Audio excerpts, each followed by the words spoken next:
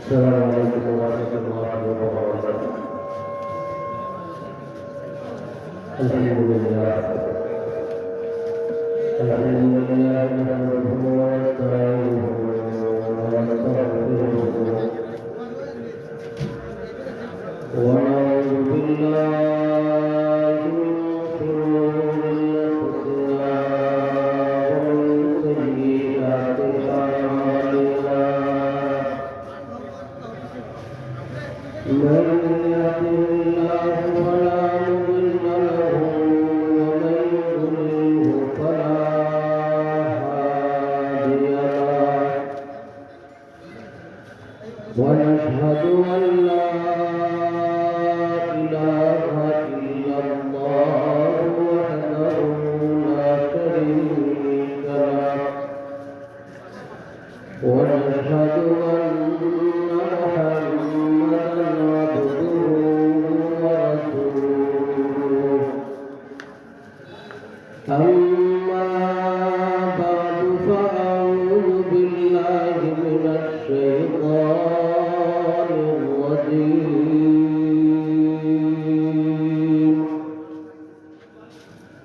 بسم الله الرحمن الرحيم. إنما يخشى الله من عباده العلماء. وقال النبي صلى الله عليه وسلم: ألا كلكم راع وكلكم مسؤول عن رعيته. وقال النبي صلى الله عليه وسلم: خيركم من تعلم القرآن وعلمه. وقال النبي صلى الله عليه وسلم: طلب العلم فريضة على كل مسلم. وقال النبي صلى الله عليه وسلم: إذا اتخذ الفيء دبالا والأمانة مغنما والزكاة مغرما وتعلم لغير الدين وأطاع الرجل امرأته وعق أمه وأدنى صديقه وأقصابه وظهرت الأصوات في المساجد وساد القبيلة فاسقهم وكان زعيم القوم يرجلهم وأكرم الرجل مخافة شره وظهرت القينات والمعازف وشربت الخمور ولعن آخر هذه الأمة أولها فارتقبوا عند ذلك ريحا حمراء وزلزلة وخسفا ومسخا وقذفا وآيات تتابع كنظام قطع سلكه فتتابعا. صلى الله على سيدنا ومولانا محمد وعلى آله وأصحابه وسلم. صلى الله على سيدنا ومولانا محمد وعلى آله وأصحابه وسلم. أستغفر الله إن الله غفور رحيم. أستغفر الله إن الله غفور رحيم. أستغفر الله ربي من كل ذنب وأتوب إليه ولا حول ولا قوة إلا بالله العلي العظيم. نهاية قابل احترام সম্মানিত উপস্থিত মুসল্লি সাহেবান আমরা আল্লাহ রাব্বুল আলামিনের দরবারে শুকরিয়া আদায় করি যে মহান রব্বুল আলামিন আমাকে এবং আপনাদের সকলকে দুনিয়ার বিভিন্ন ঝামেলা থেকে মুক্ত করে শয়তানের ধোঁকা থেকে হেফাজত করে আল্লাহ রাব্বুল আলামিন নুরানি মজলিস ও আসার এবং বসার তৌফিক দান করেছেন। আমরা প্রাণ করে বলি আলহামদুলিল্লাহ। আমরা যদি এই মুহূর্তে তালাশ করি, এই মুহূর্তে খোঁজ খবর নেই, তাহলে দেখতে পাবো এই আত্রাফের অনেক মানুষ এই মুহূর্তে বিভিন্ন হসপিটালে বিভিন্ন রোগে আক্রান্ত হয়ে চিৎকার করতেছে। রব্বুল আলামিন আমাকে আপনাকে সুস্থতার মতো নিয়ামত দান করছেন বিদায় এইভাবে নুরানি মজলিস পর্যন্ত আসা সম্ভব হয়েছে। রাসূল করিম সাল্লাল্লাহু আলাইহি ওয়াসাল্লাম জানান, তোমাদের কাছে পাঁচটা জিনিস আসার আগে আগে পাঁচটা জিনিসের কদর করো। ইগতানিমু খামসান ক্বাবলা খামসিন, শাবাবাকা ক্বাবলা হারামিকা, ওয়া সিহহাতাকা ক্বাবলা সুকুমিকা, ওয়া গিনাকা ক্বাবলা ফাকরিকা, ওয়া ফারাগাকা ক্বাবলা শুগলিকা, ওয়া হায়াতাকা ক্বাবলা মাউতিকা। তোমার কাছে পাঁচটা জিনিস আসার আগে আগে পাঁচটা জিনিসের কদর করো। রাসূল করিম সাল্লাল্লাহু আলাইহি ওয়াসাল্লাম জানান, তোমার কাছে ব্যস্ততা তোমার কাছে আসবার আগে আগে অবসর সময়কে তুমি কাজে লাগাও। এই অবসর সময়কে যখন তুমি কাজে লাগাইয়া ইবাদতে লিপ্ত থাকবে, এই অবসর সময়ের মধ্যে যখন আল্লাহ রাব্বুল আলামিনের হুকুমকে তুমি যথারীতি পালন করবে, যখন তুমি ব্যস্ত হয়ে যাবে, যখন তোমার দুনিয়াবি কাজ কামে তুমি বিজি হয়ে যাবে, আমল করতে পারবে না, রব্বুল আলামিন তোমার পূর্বে যে আমল তোমার জারি ছিল সেই অনুযায়ী তোমার আমল নামায় সওয়াব চলে আসবে। এজন্য ব্যস্ত হওয়ার আগে আগে অবসর সময়কে কাজে লাগাবে। যাই হোক, আল্লাহ তাআলা আমাদেরকে সুযোগ দান করছেন, যার কারণে এখানে আমরা আসতে পারছি। এই এলাকাতে আরো বহুত মানুষ আছে আমাদের মতো আছেন যারা এখানে আওয়াজ শোনার জন্য আসা সম্ভব হয়েছে। আপনারা জানেন, রাসূল করিম সাল্লাল্লাহু আলাইহি ওয়াসাল্লাম যখন দিনের দাওয়াত নিয়ে আসলেন, উনি যখন দাওয়াত দিলেন, এই দাওয়াতের পরে সবাই মুসলমান হলেন। ওনার ফ্যামিলিভুক্ত কিছু মানুষও ইমানের ছায়া আসতে পারে, তাহলে বোঝা গেল যে সম্মাননা সবাই আসতে পারে। যাদেরকে আল্লাহ তাআলা সুযোগ তৈরি করে দিবেন, যাদের প্রতি আল্লাহ তাআলা দয়া থাকবে, যাদের প্রতি আল্লাহ তাআলা সুযোগ তৈরি করে দিবেন, এই সমস্ত মানুষরাই ভালো কাজ করতে পারবে, ভালো কাজ করতে পারবে। গায়ের জোরে, বংশের জোরে, আপনার শক্তির জোরে ভালো কাজ যদি পাওয়া যায় না, যদি হইতো, তাহলে রাসূল করিম সাল্লাল্লাহু আলাইহি ওয়াসাল্লাম স্বয়ং তারা রাসূল করিম সাল্লাল্লাহু আলাইহি ওয়াসাল্লামকে দেখার পরেও, কথা শোনার পরেও একজন মানুষ ইমানের ছায়ায় রাখতে পারে। আমি আপনি নির্দ্বিধায় করতে পারি যে আল্লাহ তাআলার মেহেরবানি, দয়া মায়া আমাদের প্রতি আছে, যার কারণে শয়তানের সমস্ত ষড়যন্ত্র থেকে আল্লাহ তাআলা আমাদেরকে দূরে রাখছেন। তার কারণে আমরা এই মাহফিল পর্যন্ত আসা সম্ভব হয়েছে। আলহামদুলিল্লাহ। আজকে যেখানে আমরা আসলাম, একটা মাদ্রাসার মাহফিলের আয়োজন আমরা, আপনাদের কাছে আমি জানতে চাই, আমরা যারা এখানে অভিভাবক আছি, অভিভাবক কয়জন আছেন? আপনারা যারা ছেলে হয়েছেন, মেয়ে হয়েছেন, কয়জন আছেন? আসলে অনেকে আছে। অভিভাবক যারা হয়েছেন, ছেলের বাবা হইলেন, মেয়ের বাবা হইলেন, আপনারা কি আপনাদের শক্তির বলে হয়েছেন নাকি আল্লাহ তাআলা প্রতিভাবে বানাইছেন? আওয়াজ দিয়ে বলেন। টাকার মাধ্যমে হয়েছেন নাকি আল্লাহ তাআলা প্রতিভাবে বানাইছেন? অনেক টাকাওয়ালা আছেন যারা টাকা খরচ করে সন্তানের মালিক হইতে পারছেন, আছেন কিনা? হয়তো তালাশ করলে জোরাবরি পাওয়া যাবে। যারা সন্তানের জন্য হাহাকার করতেছেন, সন্তান পাচ্ছেন না, কোটি কোটি টাকার মালিক, সন্তান চাচ্ছেন, ছেলে চাচ্ছেন, ছেলে পাচ্ছেন না, কেউ মেয়ে চাচ্ছেন, মেয়ে পাচ্ছেন না, এভাবে খবর আছে না? আছে।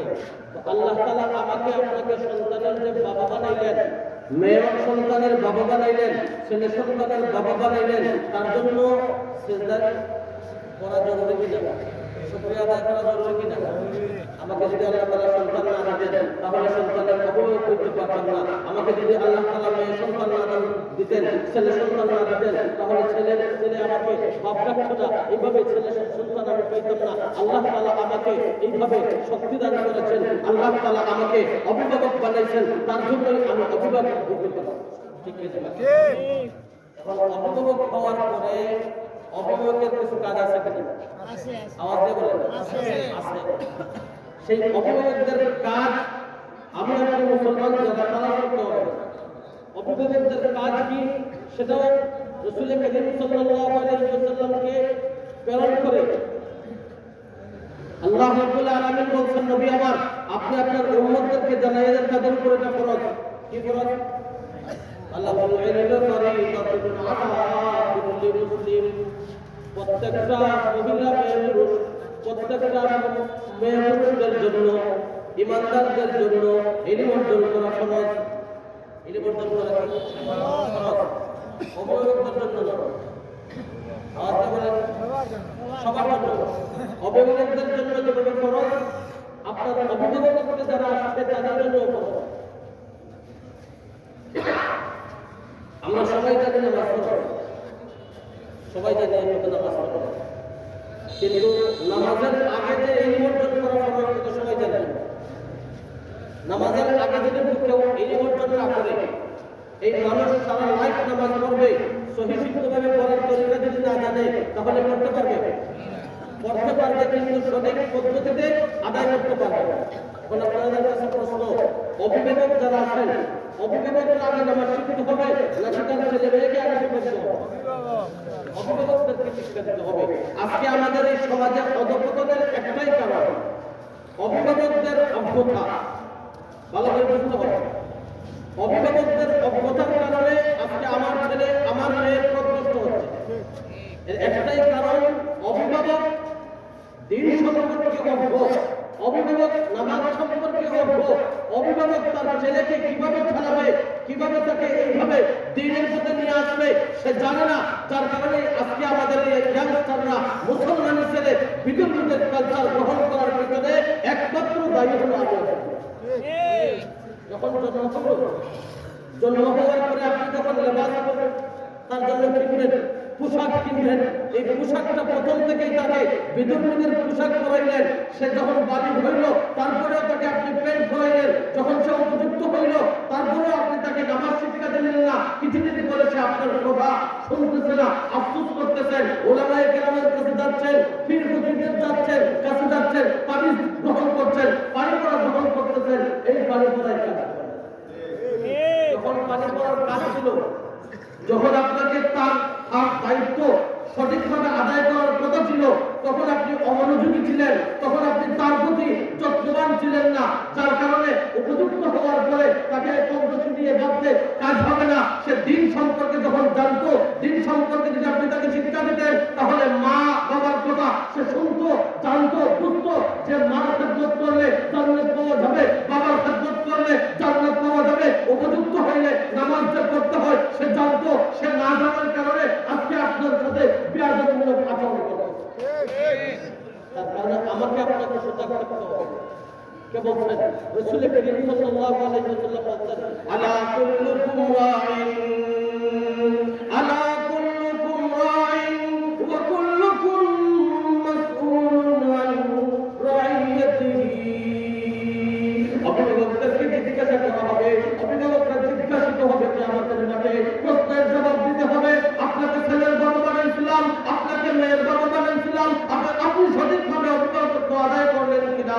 সঠিকভাবে অভিভাবকত্ব যখন আদায় করবেন, রাসূল করিম সাল্লাল্লাহু আলাইহি ওয়াসাল্লাম জানান এই সমস্ত অভিভাবকদের জন্য পুরস্কারের ব্যবস্থা করা হবে। আর সঠিকভাবে যখন আপনার অভিভাবকত্ব আদায় করবেন না, তাহলে শাস্তির জন্য আপনি প্রস্তুত থাকেন। শাস্তি আপনার জন্য অপেক্ষা করছে। কিভাবে আদায় করবেন? রাসূল করিম সাল্লাল্লাহু আলাইহি ওয়াসাল্লাম জানান, আপনার ছেলে হয়েছে, মেয়ে হয়েছে, আপনি তাকে নামাজ শিখিয়ে দেবেন। 7 বছর থেকে ট্রেনিং দেওয়া শুরু করেন। 7 বছর থেকে ট্রেনিং দিতে হবে, আপনার সাথে নামাজ দিতে হবে। আপনি যখন নামাজ পড়বেন তাকে আপনার কাছে দাঁড় করান, সে আপনার নামাজ ফলো করবে, রুকুতে যাবে, সিজদাতে যাবে, এইভাবে তাসবিহ আদায় করবে। 7 বছর, 8 বছর, 9 বছর পর্যন্ত শুধু তারা ট্রেনিং দিতে দেন, ট্রেনিং দিতে শুরু করেন। এইভাবে নামাজের দাওয়াত দিতে থাকেন, নামাজের ফাজাইল বর্ণনা করেন। আত্তাহিয়াতটাকে শিখান, দুরূদ শরীফটাকে শিখান, দোয়ায়ে মাসুরা শিখান, দোয়ায়ে দুরূদ শিখান, এইভাবে তাকে তাসবিহাত শিখান, সুবহান রাব্বিয়াল আ'লা, সুবহান রাব্বিয়াল আযীম, সামি আল্লাহু লিমান হামিদা, এই বাক্যগুলো তাকে বলতে থাকেন, তার কানে ভাসবে, তার মেমোরিতে এগুলো সেভ হবে। এক সময় দেখবেন আপনি নামাজ যখন আপনি না ধরে নাই, সে নামাজে দাঁড়াবে, আবু নামাজ পড়তো, আজান আসছে, আজান হয়ে গেছে, আজানের আওয়াজ আমার কানে আসছে, যাই নামাজ নিয়ে মার কাছে যাবে, আমি নামাজ পড়বো, কিভাবে পড়বো, আমাকে নামাজটা শিখিয়ে দেন, আবু নামাজ এইভাবে পড়তো, আমি কিভাবে পড়বো, আজকে আসবো অভিভাবক হয়ে নামাজ পড়ে না, মা তো দূরের কথা, বাবাও নামাজ পড়ে না, মাও নামাজ পড়ে না, ফ্যামিলির কেউই নামাজ নাই। আজান হইলে একটু কাছে কেউ থাকলে মসজিদে যায়, নতুবা নামাজ পড়ার দরকারই পড়ে না। কারণ হলো একটাই কারণ, আমাদের নামাজ দিন সম্পর্কে না জানা। কেউ যদি কোনো খেলা শিখতে না জানে তাহলে মজা আসবে। আপনি ক্রিকেটে যান, ফুটবলে যান, আপনি ক্যারামে যান, কে জানলে পরে সেটাতে সেই খেলাতে মজা আসবে। না জানলে দর্শক মনে করে এইভাবে কি করতেছে, এখানে কোনো মজা নেই, এই ব্যাট দিয়ে একটা গাড়ি বানানো, কেউ হইল না হইল, সাঁতার মজা নেই। কিন্তু যখন সে এই খেলা যে জানবে তারপর থেকে তার মজা আসবে। কেউ যদি বাইসাইকেল চালানো শিখে তাহলে চালাইতে আগ্রহ হবে। যখন সে জানে না এই সাইকেল হাজার সাইকেল তার সামনে থেকে ধরবে না, যে পারে একটু জানা শুনে মনে করে তারপরে এই অ্যাক্সিডেন্ট হয়ে যাবে, ভয় না করে নিয়ে বের হয়ে যায়। কেন? সে জানে বাইসাইকেল চালাইতে কত মজা। তার জন্য আজকে আমাদের নামাজ এইভাবে, নামাজের লাস্ট মিনিটে আমরা যাই, আমরা বাহিরে বসে গল্প গুজব, আজকের বিজনেস, আজকের দিনের সমস্ত কার্যক্রম যা করেছি সব সম্পর্কে আলোচনা হয়। প্রতিভা শেষ, একটু লোকজন কি বলবে সেই ভয়ে মসজিদে প্রবেশ করে 2 রাকাত নামাজ মুসলমানদের সাথে পড়ি, প্রয়োজন মনে করলে দোয়া করি, নতুবা শেষ। অর্থাৎ জুমার নামাজ 2 রাকাত আমাদের কাছে। জুমার নামাজ কয় রাকাত? আওয়াজটা বলেন। 2 রাকাত। সেই 2 রাকাত পড়তাম না যদি ইমাম সাহেব না থাকতেন। কেন? 100 মানুষ আপনি দাঁড় করাবেন, মুসলমান 100 দাঁড় করাবেন, সেই 100 মুসলমানদের থেকে আপনি পরীক্ষা নেবেন। আমার তো মনে হয় না 65% অথবা 75% মানুষও শুদ্ধ করে আত্মাহিয়াতু, দুরূদ শরীফ, দোয়া দুরূদ এই সমস্ত সবগুলো জানতে পারে। তাহলে নামাজে মজা আসবে কি না? মজা আসবে না? আসবে না। কেন? সে যখন একা দাঁড়াবে কি পড়বে? বলবে আল্লাহু আকবার। তারপরে কিছু পড়ার মতো কাছে নাই, একটা সূরা মেমোরাইজ নাই, একটা সূরা যে সে দেখে পড়বে তার মতো যোগ্যতা নাই। আফসোস মুসলমান, এর চেয়ে অধিকতর কি হতে পারে? এখন থেকে সময় আছে, আমরা সজাগ হতে হবে, সচেতন হতে হবে। মুসলমান দাবি করলে মুসলমান হওয়া যায় না, লেবাস করলে মুসলমান হওয়া যায় না, আপনি ধ্বংসের যুগে মুসলমান হওয়া যায় না। মুসলমানের কাজ শিখতে হয়, শিখে যখন করবেন তাহলেই আপনি সফল মুসলমান হইবেন, নামদারি মুসলমান হয়ে খবরে যাবেন। খোদার কসম, সেই খবর হবে আপনার জন্য জাহান্নামের গঠন।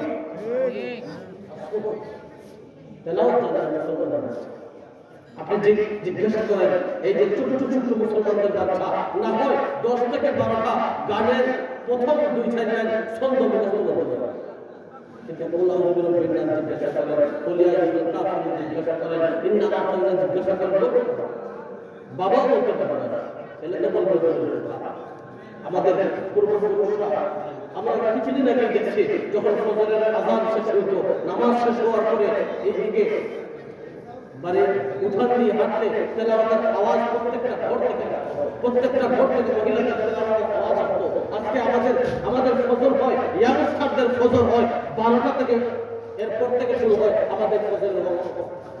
রাত্রে 2টা 3টা আমাদের ঘুম আসে। প্রত্যেকটা ছেলের কাছে সিনেমা। আগে সিনেমা দেখতে হলে কত স্বেচ্ছাসেবী করে সিনেমায় দেখতে পারত না, এখন প্রত্যেকটা ইয়াংস্টারের পকেটে। আফসোস হয় যে আমাদের বয়সে আমরাই 16-17 হওয়ার আগে বাজারে যাওয়ার সাহস পাইছি না।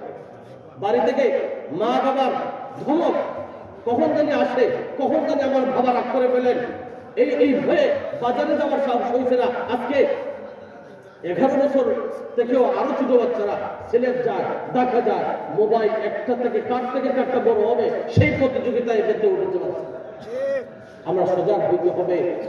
আমাদের অভিভাবক যারা আমরা সজাগ থাকতে হবে, সচেতন হতে হবে। খোদার কসম, নচেত বাচ্চাদেরকে আপনার মানুষ বানাইতে পারবেন না। তার জন্য আপনি কিছুদিন পরে কাঁদবেন, সেই কাঁদা আপনার কাজে আসবে না।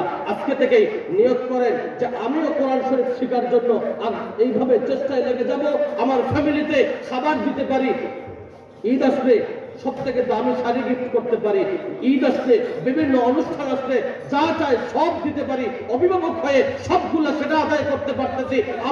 আমার অভিভাবকত্বের ভিতরে আমার ছেলে জাহান্নামে যাচ্ছে, আমার মেয়ে জাহান্নামে যাচ্ছে, আমার গোটা ফ্যামিলির সবাই জাহান্নামের দিকে রওনা দিচ্ছে। আমার কোনো খোঁজ খবর নেই, মুখ্যুপ নেই। আফসোস, এই সমস্ত অভিভাবকদের জন্য আপনারা সতর্ক হন, নতুবা আপনাদেরকে কিয়ামতের মাঠে জিজ্ঞাসা করা হবে, আপনারা প্রশ্নের সম্মুখীন হবেন, জবাব দিতে হবে।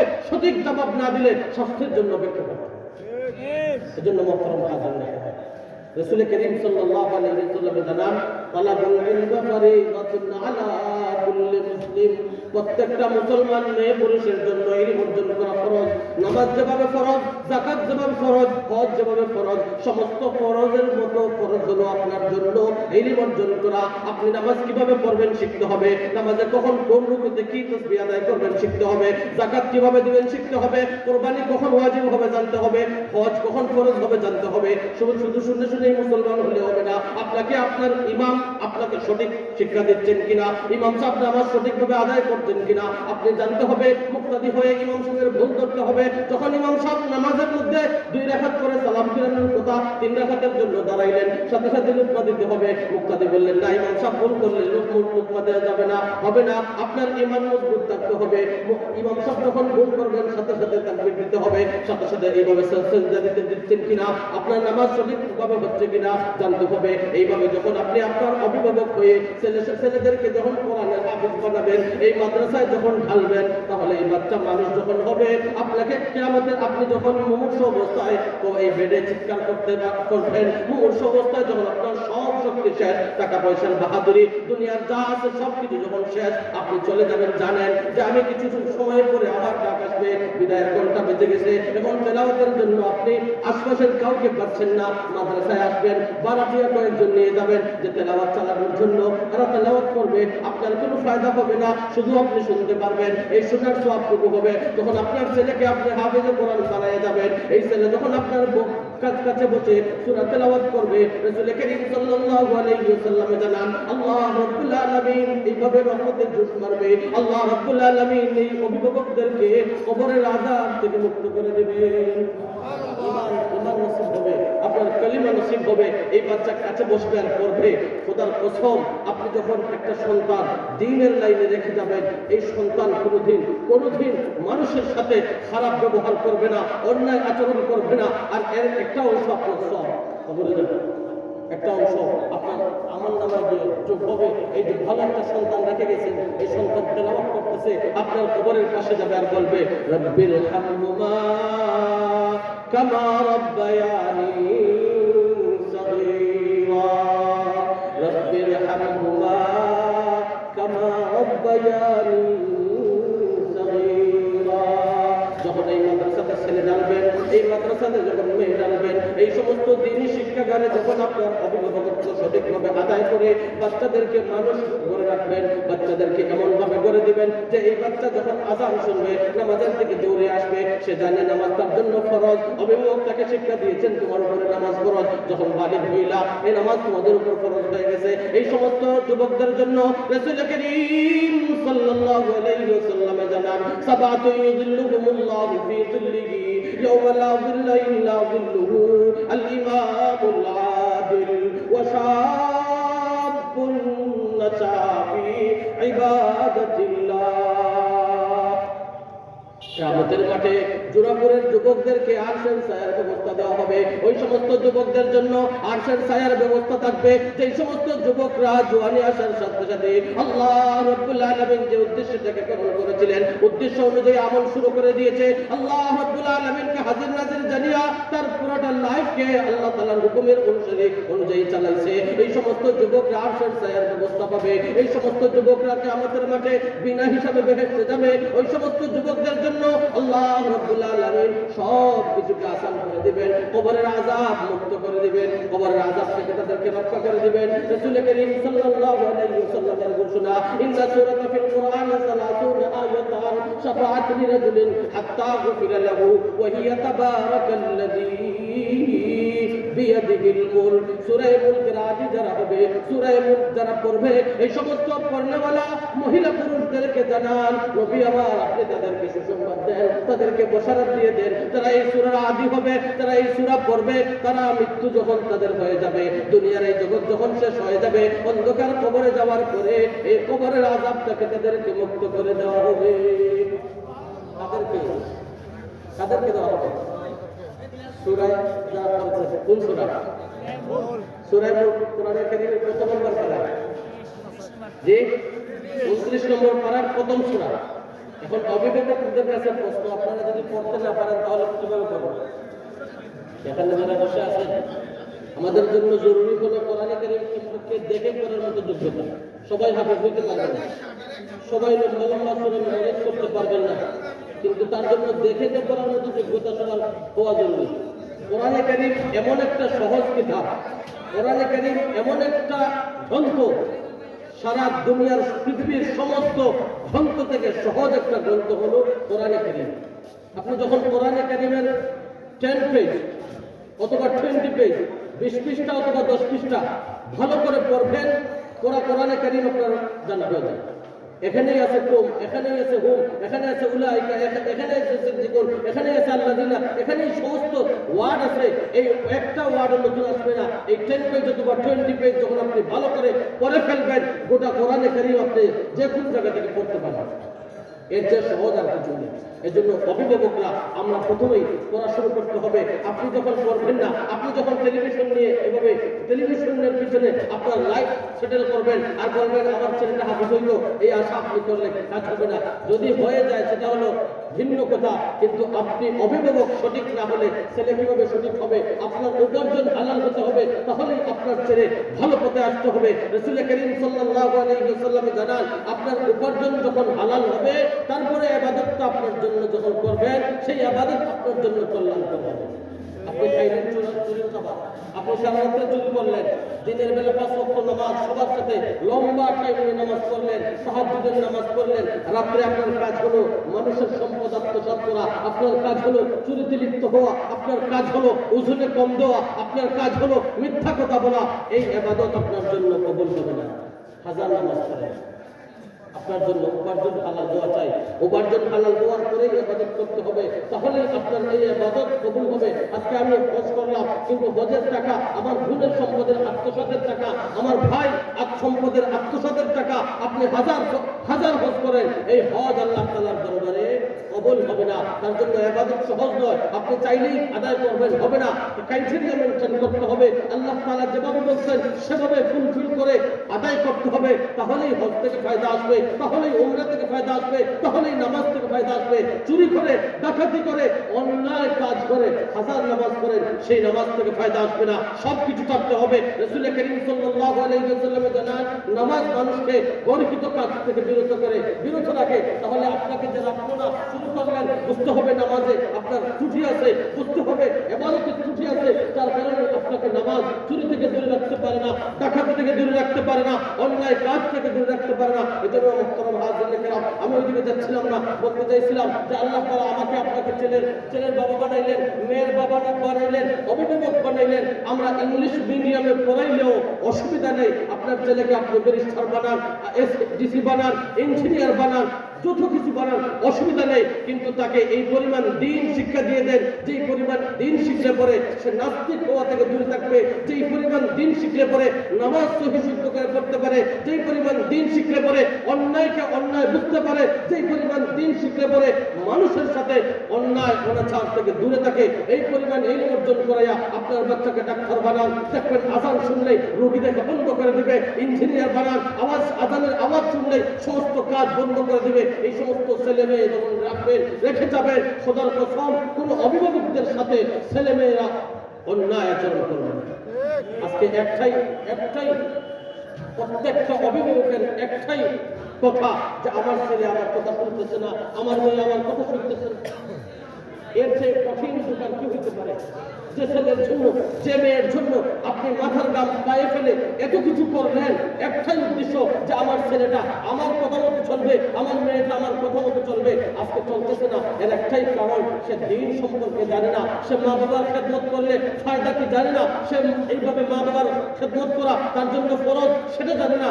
তার কারণেই আজকে এই সমাজে এই অধঃপতন। এজন্য মুহতারাম হাজিরিন কেরাম, এই মাদ্রাসাতে আপনার বাচ্চা ডালেন, যখন তেলাওয়াত শিখবে, গড়ে তেলাওয়াত করবে, যখন তেলাওয়াত শিখবে সূরা ওয়াকিয়া তেলাওয়াত করবে। রাসূল করিম সাল্লাল্লাহু আলাইহি ওয়াসাল্লাম জানান, মান ক্বারা সূরাতাল ওয়াকিয়াতি ফি কুল্লি লাইলাতিন লাম তুসিবহু ফাকাতুন আবাদা। সূরা ওয়াকিয়া আপনারা জানেন, কোরআনে কারীমে একটা সূরা আছে সূরা ওয়াকিয়া। এই সূরা ওয়াকিয়া যারা পড়বে, এই পড়নেওয়ালা মহিলা পুরুষদেরকে রাসূল করিম সাল্লাল্লাহু আলাইহি ওয়াসাল্লাম জানান, এদেরকে কোনোদিন অভাব স্পর্শ করতে পারবে না। অভাব স্পর্শ করতে পারবে না। বিশ্বাস করেন? বিশ্বাস করেন? আজকে ইয়াকিন দুর্বল হয়ে গেছে। আল্লাহু আকবার। আজকে আমাদের ঈমান দুর্বল হয়ে গেছে, আমাদের ঈমানের লেভেল নষ্ট হয়ে গেছে। যার কারণে মুহতারাম হাজিরিন কেরাম, আমি বলতেছিলাম অভিভাবক আমরা দূরে হই না। অভিভাবক চেয়েও হয়েছি না যে আল্লাহ আমাকে ছেলে দিতে হবে, আমাকে 5টা ছেলে দিতে হবে। 5টা ছেলে চাইলে 5টা ছেলে পাবেন? যদি আল্লাহ তাআলা দেন তাইলে পাবেন, নতুবা আপনি চাইলেই হবে হইতে পারবেন না, চাইলেই বাবা হইতে পারবেন না, ছেলের বাবা হইতে পারবেন না। আল্লাহ তাআলা বানাইলে পরে হইতে পারবেন। এজন্য আমরা আজকে থেকে প্রতিজ্ঞা করব যে আমাকে আল্লাহ তাআলা অভিভাবক বানাইছেন, সঠিক অভিভাবকত্ব আদায় করব। আমার ছেলে নামাজের টাইমে নামাজ পড়ে কিনা আমাকে খোঁজখবর নিতে হবে, আমার মেয়ে নামাজের সময় নামাজ পড়তেছে কিনা, আমার মেয়ে যখন উপযুক্ত হয়েছে সেই উপযুক্ত মেয়েটা কাদের সাথে চলাফেরা করতেছে, পর্দার সঙ্গে চলাফেরা করতেছে কিনা, বাজারে উলঙ্গ যাচ্ছে কিনা, আমার আদরের স্ত্রী উলঙ্গ হয়ে বাজারে যাচ্ছে কিনা, পর্দা লঙ্ঘন করছে কিনা, আমাকে জানতে হবে। আমাকে এই যে সবগুলা খোঁজ খবর নিতে হবে। আমাকে আল্লাহ তাআলা মুরব্বী বানাইছেন, মুরব্বীর কাজ আদায় করতে হবে, মুরব্বীকে জবাবদিহিতা করতে হবে। আপনি যখন আপনার ছেলে সন্তানকে কোরআনে কারীমের শিক্ষা দিয়ে যাবেন আর এইভাবে হাফেজে কোরআন বানাবেন, আজকে আগামী মাসে রমজান শরীফের মাস, এই মাসে এই মাদ্রাসার যারা হাফেজে কোরআন হয়েছেন আপনারা রাখবেন। তো এই হাফেজে কোরআনকে ডাকবেন, বলে না আপনাকে ইমামতি করতে হবে, এই জোড়াফুল জামা মসজিদে আপনাকে আরম্ভ করাইতে হবে। আপনারা সবাই তাকে ডাকবেন, কলেজ ভার্সিটি এইভাবে কোনো কাউকে আপনারা ডাকবেন না। আপনারা জানেন এই শিক্ষা হলো দুনিয়ার শিক্ষা, এটাতে আখিরাতের কোনো কাজ হবে না। এটা হলো দুনিয়াতে যতদিন তারা থাকবে এই শিক্ষা ততদিন তাদের বডিতে থাকবে। আর কোরআনে হাফিজ যখন রেখে যাবেন, এই দুনিয়াতেও আল্লাহ তাআলা মস্তক দিবেন, আখিরাতেও আল্লাহ তাআলা মাকামের অধিকারী করবেন। শুধু তাকে নয়, সাথে সাথে মা এবং বাবাকেও আল্লাহ তাআলা দামি বানাইবেন। হাফিজ যখন হয়ে যাবে আপনার ছেলে, এই আমল যখন করতে শুরু করবে, এই হাফিজ যখন দুনিয়া ছেড়ে চলে যাবে, এই দুনিয়া ছেড়ে যখন শেষ হয়ে যাবে তার সবকিছু, কিয়ামতের মাঠে আল্লাহ তাআলা তাকে কি বলবেন? ইকরা ওয়ারতাকি ওয়ারাত্তিল কামা কুনতা তুরাত্তিলু ফিদ দুনিয়া ফাইন্না মানজিলাকা ইনদা আখিরি আয়াতিন তাকরাউহা। ও জোরাফুল মাদ্রাসার হাফেজ সাহেব, ও হাফেজ আব্দুর রহমান, পড়তে দেখো আর চড়তে দেখো। ও জোরাফুলের অভিভাবক, তোমার সন্তানকে তুমি হাফেজ বানাইছিলা, তোমার মেয়েকে তুমি এইভাবে দ্বীনের শিক্ষা দিয়েছিলা, আজকে তোমার ছেলে হাফেজে কোরআন হয়ে গেছে, তার জন্য তোমাকে এই মুকুটের অধিকারী বানানো হলো। চমৎকার থাকবে, মাকে মুকুট পরানো হবে, বাবাকে মুকুট পরানো হবে, গোটা হাসর পাশে দেখতে পাবে এমন একটা মুকুট পরানো হবে যে মুকুটের আলো চতুর্দিকে ছড়াইতে থাকবে। লোকজন বলা শুরু করা হবে, শুরু করবে এরা কারা বলা হবে, এরা হলো অমুক করা অমুক গরিবের ছেলে হাফেজে হয়েছিল। আল্লাহ তাআলা তার তেলাওয়াতের উপর, আল্লাহ তাআলা তার লাইফের উপর রাজি আর খুশি হয়ে গেছেন, তাকে টাকা দিয়ে দিয়েছেন, সে সফল হয়ে গেছে, সাথে সাথে তার বাবা মাও সফল হয়ে গেছে। আত্মীয় স্বজন থেকে বলা হবে, যাও দেখে যাদের উপর দুজক ওয়াজিব হয়ে গেছে, এই সমস্ত মানুষ কিছু কিছু দেখে নিয়ে বেহেশতে চলে যায়। আমাদের কথা আল্লাহ তাআলা পারমিশন দেন।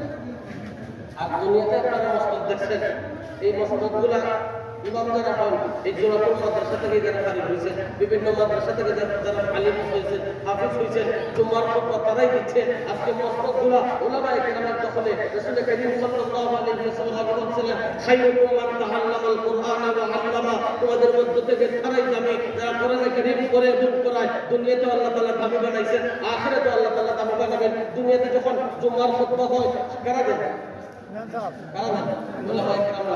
এইভাবে এই জোড়াপুর মাদ্রাসা থেকে যারা পারি হয়েছেন, বিভিন্ন মাদ্রাসা থেকে যারা পারি হলেন, এরাই খুতবা দিচ্ছে আলহামদুলিল্লাহ আলহামদুলিল্লাহ الذي خلق الإنسان وكرم وعلمه من البيان ما لم يعلم فسبحان الذي لا يحصى امتنانه باللسان ولا بالقلم ونشهد أن لا إله إلا الله وحده لا شريك له ونشهد أن محمدا عبده ورسوله الذي أوتي جوامع الكلم وكرائم الحكم ومكارم الشيم صلى الله عليه وعلى آله وأصحابه وسلم تسليما كثيرا كثيرا أما بعد فإن علم الشرائع والأحكام هو أعظم فرائض الإسلام ومن صلى أمر به وحض عليه تعليما وتعلما فقد قال رسول الله صلى الله عليه وسلم بلغوا عني ولو آية وقال النبي صلى الله عليه وسلم إن العلماء ورثة الأنبياء وإن الأنبياء لم يورثوا دينارا ولا درهما فمن أخذه أخذ بحظ وافر وقال النبي صلى الله عليه وسلم